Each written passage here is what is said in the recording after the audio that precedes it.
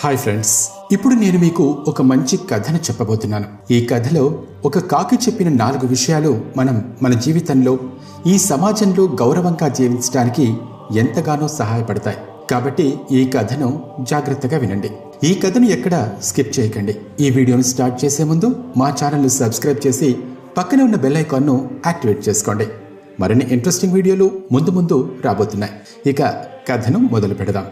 ఒక అందమైన అడవిలో ఒక కాకి తన కుటుంబంతో పాటు ఒక మర్రి చెట్టుపై గూడు కట్టుకుని నివసిస్తోంది. తన కుటుంబంలో ఆ కాకితో పాటు తన భార్య, 2 పిల్లలు ఉండేవారు.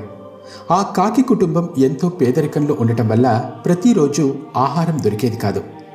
ఎప్పుడైనా ఆహారం దొరికినప్పుడు దానిని తన పిల్లలకు పెట్టి ఆ కాకి ఆకలితో ఉండేది.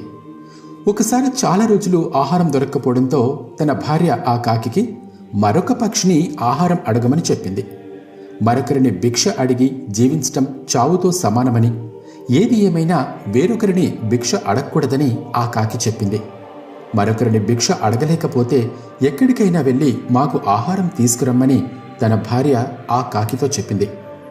చాలా రోజులు వెతికిన తర్వాత ఆ కాకి తమకు సరిపోయినంత ఆహారం, నీరు తీసుకుని వచ్చింది.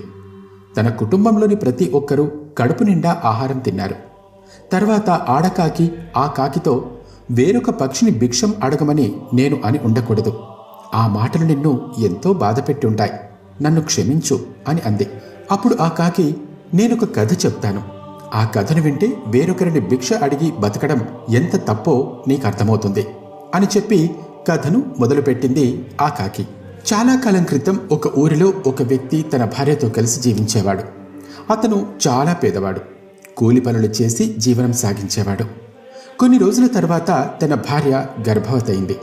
అది తెలిసి మరికొన్ని రోజుల్లో తమకు ఒక బిడ్డ పుట్టబోతున్నాడు అని అతను ఎంతో సంతోషించాడు. రోజులు గడిచిపోతున్నాయి. చివరికి తమకు పిల్లలు పుట్టే రోజు రానే వచ్చింది. తన భార్యను ఒక ఆసుపత్రిలో చేర్పించి సంతోషంగా తనకు అబ్బాయి పుడతాడా లేక అమ్మాయి పుడుతుందా అని ఆలోచిస్తూ ఎదురుచూస్తున్నాడు. కానీ ఆ సంతోషం ఎంతోసేపు లేదు. అతనికి యాక్సిడెంట్ జరిగి అతను చనిపోయాడు. వేరొక వైపు అతని భార్యకు అబ్బాయి పుట్టాడు. ఆ బాబు చాలా అందంగా ఉన్నాడు. తన భర్త చనిపోయాడు అనే విషయం తెలియగానే ఆమె గుండె బద్దలైంది. ఇప్పుడు ఆమెకు కొడుకు పుట్టాడని సంతోషపడాలో లేదా తన భర్త చనిపోయాడని బాధపడాలో ఆమెకు అర్థం కాలేదు. తన భర్త లేకుండా ఆ పిల్లవాడిని ఎలా పెంచగలను అని ఆమె చాలా బాధపడింది. తర్వాత కొద్దిసేపటికి ధైర్యం తెచ్చుకుని ఎలాగైనా కష్టపడి తన కొడుకును చదివించాలని, దానివల్ల వాడైనా పేదవాడిగా ఉండబోడని అనుకుంది. వేరే వారి ఇళ్లల్లో కూలి పని చేసి ఆ డబ్బుతో తన కొడుకును పెంచింది. ఆ పిల్లవాడికి తన 4వ సంవత్సరంలో అతన్ని ఒక ప్రభుత్వ పాఠశాలలో చేర్పించింది. కష్టపడి పనిచేసేవాడికి లక్ష్యం దగ్గరవుతుంది అని ఆమె భావించింది. ఎంతో కష్టపడి తన కొడుకును చదివిస్తోంది. అయితే ఆ పిల్లవాడికి 11 సంవత్సరాలు వచ్చిన తర్వాత ఒకరోజు ఆమె ఆరోగ్యం దెబ్బతింది. అదేదో చిన్న అనారోగ్యమని ఆమె అనుకున్నప్పటికీ కొద్ది రోజుల్లోనే ఆమె ఆరోగ్యం క్షీణించింది. ఆమెను చూసి తన కొడుకు చాలా భయపడ్డాడు. అమ్మా, నువ్వు భయపడకు, నేను వెంటనే వెళ్ళి డాక్టర్ దగ్గర నుండి మందు తీసుకొస్తాను. అప్పుడు నీకు తొందరగా తగ్గిపోతుంది అని తన తల్లితో చెబుతాడు. ఆ బాబు మాటలు విని తన తల్లికి కళ్ళ నుండి నీళ్ళొస్తాయి. బాబు, నువ్వెక్కడికి వెళ్ళొద్దు. ఇప్పుడు నా సమయం వచ్చింది. నేను మీ నాన్న దగ్గరకు వెళ్తున్నాను. నేను ఒక విషయం చెబుతాను, బాగా గుర్తుపెట్టుకో. నువ్వు పుట్టకముందు నిన్ను బాగా చదివించాలని నేను మీ నాన్న అనుకున్నాం. నిన్ను సమర్థవంతుడిగా తీర్చిదిద్దాలని, మా కొడుకు మాలాగా పేదరికంలో జీవించకూడదని కోరుకున్నాం. కానీ ఇప్పుడు నేను ఆ కోరికను తీర్చలేకపోయాను. నేను వెళ్ళిపోయిన తర్వాత నువ్వు బాగా చదువుకోవాలి. మీ నాన్నగారి పేరు చెడగొట్టే పనులు చేయకూడదు. బాబు, ఏ రోజైనా నువ్వు డబ్బు వెంట పరిగెత్తకూడదు.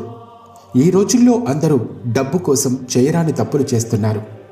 డబ్బు మోజులో పడి తమ తల్లిదండ్రులను కూడా పట్టించుకోవటం లేదు. నీవు ఎప్పటికీ అలా ఉండకు. మంచి పేరు ప్రఖ్యాతులు సంపాదించాలి. ఎవరి దగ్గర చేతులు చాచకూడదు. భిక్షెత్తుకోకుండా బతకడం ఆధిపత్యానికి మూలం. భిక్షెత్తుకోవటం అలవాటైతే అది మనకు సమాజంలో అగౌరవాన్ని తెచ్చిపెడుతుంది అని చెప్పి ఆమె చనిపోతుంది.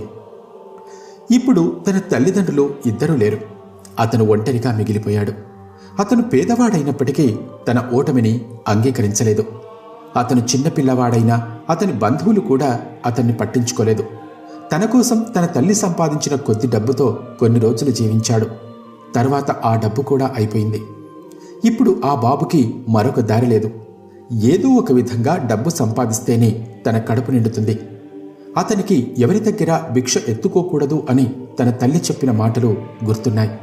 కాబట్టి తను కష్టపడి పనిచేసేవాడు.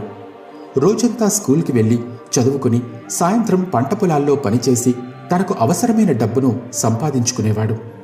వచ్చిన డబ్బులు కొంత స్కూల్ ఫీజు కట్టి మిగిలిన డబ్బుతో ఆహారం తినేవాడు.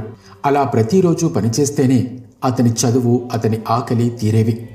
అయితే ఒకరోజు అతనికి ఏమీ పని దొరకలేదు. దీంతో అతను ఆ రోజు ఆకలితోనే పడుకున్నాడు. అలా వరుసగా 3 రోజులు గడిచింది. 3 రోజుల నుండి ఏమీ తినకపోవటం వల్ల ఆ బాబు చాలా నీరసంగా ఉన్నాడు. ఒక చెట్టు కింద కూర్చుని ఆలోచించాడు. చివరికి అడుక్కొని తన ఆకలిని తీర్చుకోవాలని ఆలోచన వచ్చింది. కానీ అతని తల్లి చెప్పిన మాటలు అతన్ని ఆ పని చేయనివ్వలేదు. ఏది ఏమైనా అడుక్కోకూడదని నిశ్చయించుకున్నాడు. తరువాత ఎవరినైనా సహాయం అడగాలని అనుకున్నాడు. భిక్ష అంటే తిరిగి ఇవ్వలేనిది, కానీ సహాయం అంటే మనకు వీలైనంత వరకు ఏదైనా తిరిగి ఇవ్వగలిగేది అని భావించాడు. అక్కడికి దగ్గరలో ఉన్న ఒక పెద్ద ఇంటికి వెళ్ళాడు. ఆ ఇంట్లో ఉన్న ఒక మహిళను, అమ్మా, ఈ సమయంలో మిమ్మల్ని ఇబ్బంది పెడుతున్నందుకు క్షమించండి. నేను 3 రోజులుగా ఆకలితో ఉన్నాను. తాగడానికి నీరిస్తారా అని అడిగాడు. అతని ఆత్మగౌరవం తినడానికి ఆహారం అడగనివ్వలేదు. కానీ అతని ముఖం చూసి ఆమెకు అతని పరిస్థితి అర్థమైంది. వెంటనే ఇంట్లోకి వెళ్ళి అతను తాగడానికి ఒక గ్లాసు పాలు, తినడానికి కొన్ని లడ్డూలు తీసుకుని వచ్చింది. ఆ గ్లాసు అతనికి ఇవ్వగానే అందులో పాలను చూసి అతను సంతోషించాడు. మనసులో తన అమ్మను తలుచుకున్నాడు. అమ్మా, నిన్ను చూస్తుంటే నాకు నా తల్లి గుర్తొస్తోంది. నేను తాగడానికి నీళ్లు అడిగితే నువ్వు నా ఆకలిని అర్థం చేసుకుని నాకు పాలిస్తున్నావు. ప్రతిఫలంగా నేను మీకు ఏమి ఇవ్వాలో నాకు అర్థం కావట్లేదు అని అన్నాడు. అప్పుడామె, బాబు, నాకు ఒక బాబున్నాడు. కాబట్టి ఒక తల్లిగా ఒక పిల్లవాడి ఆకలిని నేను అర్థం చేసుకోగలను. నువ్వు నాకు ఏమీ ఇవ్వనవసరం లేదు. ముందు ఈ లడ్డులు తిని తర్వాత ఈ పాలు తాగు అని ఆ మహిళ చెప్పింది. కానీ ఆ పిల్లవాడు ప్రతిఫలంగా ఏదైనా అడగమని పదే పదే ఆ మహిళను అడుగుతున్నాడు.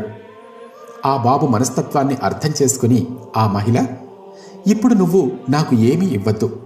నువ్వు ఇవ్వగలిగినప్పుడు ఎవరైనా పేదవారికి సహాయం చేస్తానని నాకు మాట ఇవ్వు అని చెప్పింది. ఆ బాబు ఆత్మగౌరవం ఉన్నవాడు కాబట్టి అలా చెబితే దానికి ఒప్పుకొని ఆ పాలు తాగుతాడని ఆమె భావించింది. అనుకున్నట్టుగానే ఆ బాబు సంతోషంతో ఆ పాలు తాగి తన ఆకలిని తీర్చుకున్నాడు. ఆమె చెప్పిన మాటలను గుర్తుపెట్టుకుని ఆమె పాదాలకు నమస్కరించి వెళ్ళిపోయాడు. తర్వాత ఒకరోజు ఆ మహిళ తన బాబును పాఠశాలకు తీసుకెళ్తోంది. అక్కడ ఆమె పాలు ఇచ్చిన బాబు కనిపించాడు. ఆ పాఠశాలలోని హెడ్ మాస్టర్ను అడిగి ఆ బాబు గురించి అన్ని వివరాలు తెలుసుకుంది. అన్నీ తెలిసిన తర్వాత ఆ బాబు గురించి బాధపడుతూ అతని ఫీజు ఆమె కట్టాలని, దానివల్ల ఆ బాబు ప్రశాంతంగా చదువుకోగలుగుతాడని అనుకుంది. అతని ఫీజు ఆమె కడుతుంది అంటే ఆ బాబు ఒప్పుకోడు కాబట్టి ప్రభుత్వం అతని కష్టాన్ని గుర్తించి అతని ఫీజు మొత్తాన్ని కట్టింది అని ఆ బాబుకి చెప్పమని హెడ్ మాస్టర్ను అడుగుతుంది. దానికి ఆయన సరే అనడంతో ఆ సంవత్సరం మొత్తం ఫీజు కడుతుంది. అలాగే ప్రతి సంవత్సరం కడుతుంది. కొన్ని సంవత్సరాల తర్వాత ఆ బాబు మరొక నగరానికి వెళ్ళి చదువుకోవలసి వస్తుంది. అతను వెళ్ళిపోయాడని తెలుసుకుని ఆ మహిళ దేవుడు తనకు సాయం చేసే అవకాశం ఆమెకు ఇంతవరకే కలిగించాడని, ఎక్కడున్నా ఆ బాబు సంతోషంగా ఉండాలని కోరుకుంది. 25 సంవత్సరాలు గడిచిన తర్వాత ఆమె కొడుకు కూడా పెద్దవాడవుతాడు. అతను ఒక వ్యాపారస్తుడు. అతను కూడా చాలా మంచివాడు. ఆ మహిళకు ఆరోగ్యం క్షీణించింది. ఆమెకు క్యాన్సర్ ఉందని, ఆమెను నగరంలో ఒక పెద్ద క్యాన్సర్ ఆసుపత్రికి తీసుకెళ్లమని డాక్టర్లు చెబుతారు. అక్కడికి వెళ్తే చాలా డబ్బు ఖర్చవుతుందని, అంత డబ్బు తన దగ్గర లేదని, ఆ ఆసుపత్రికి వద్దని అతని తల్లి చెబుతుంది. కాని అతను, ఉన్న ఆస్తంతా అమ్మేనా నిన్ను బ్రతికించుకుంటాను. ఆస్తి పోతే మళ్ళీ సంపాదించుకోగలను, కాని తల్లిని కోల్పోతే తిరిగి పొందలేను అని చెప్పి ఆమెను ఆ ఆసుపత్రికి తీసుకెళ్తాడు. కొద్ది రోజులు గడిచిన తర్వాత ఆమెకు క్యాన్సర్ పూర్తిగా తగ్గిపోయింది. ఆమెకు ఒక పెద్ద డాక్టర్ వైద్యం చేశాడు. ఆ ఆసుపత్రిలో ఉన్నన్ని రోజులు ఆ డాక్టర్ ఆమెతో ప్రతిరోజు 2-3 గంటలు మాట్లాడేవాడు. అంత బిజీగా ఉండే డాక్టర్ ఎంతో ఆప్యాయంగా తనతో మాట్లాడటం చూసి ఆ మహిళ ఆశ్చర్యానికి గురైంది. పూర్తిగా క్యాన్సర్ తగ్గిపోయిన తర్వాత ఆసుపత్రిలో బిల్ కట్టాల్సిన సమయం వచ్చింది. ఆ డాక్టర్ ఆమెకు బిల్ పంపించాడు. ఎంత ఖర్చయిందో అని భయపడుతూ ఆమె కొడుకు ఆ బిల్ ఓపెన్ చేశాడు. వెంటనే ఆ మహిళ ఆమె కొడుకు చేతుల నుండి దాన్ని లాక్కుని తెరిచి చూసింది. దాంట్లో రాసినది చూసి ఆమె కళ్ళ వెంట నీళ్లు తిరిగాయి. ఎంత బిల్ వేశారు అమ్మా అని ఆమె కొడుకు అడగ్గా చూడమని అతనికే ఇచ్చింది. అందులో 25 సంవత్సరాల క్రితం ఒక పిల్లవాడికి ఒక గ్లాసు పాలు ఇంకా తినడానికి లడ్డూలు ఇచ్చి అతని ఆకలి తీర్చి మీరు అప్పుడే బిల్ కట్టారు అని రాసింది.